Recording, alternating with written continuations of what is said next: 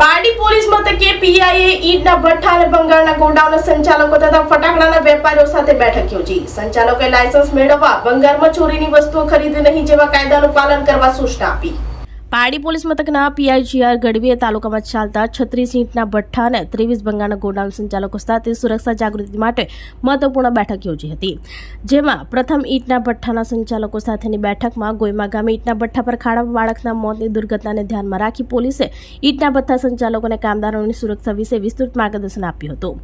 સંચાલકોને જરૂરી લાયસન્સ મેળવીને વ્યવસાય ચલાવવાની સૂચના આપવામાં આવી હતી અને કોઈ પણ દુર્ઘટના ન થાય તે માટેની તકેદારી રાખવા આદેશ કર્યા હતા.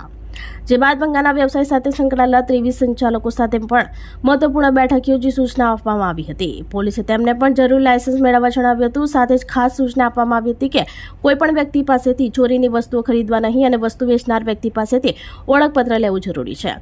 જો કોઈ શંકાસ્પદ વ્યક્તિ ચોરીની વસ્તુઓ વેચવા આવે તો તાત્કાલિક પોલીસને જાણ કરવાની સૂચના પણ આપવામાં આવી હતી.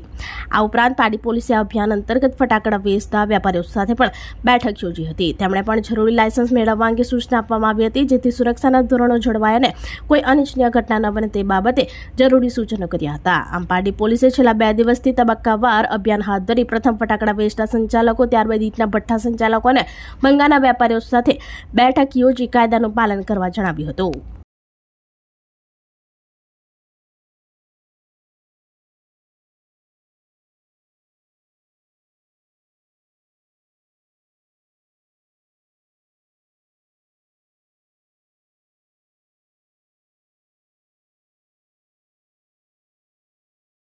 આપણી સંકલ્પ ન્યૂઝ ચેનલને સબસ્ક્રાઇબ અને લાઇક કરો, બેલ આઇકન દબાવો જેથી આવનાર ન્યૂઝ અપડેટ્સની નોટિફિકેશન આપના મોબાઈલ પર સૌથી પહેલા પહોંચે.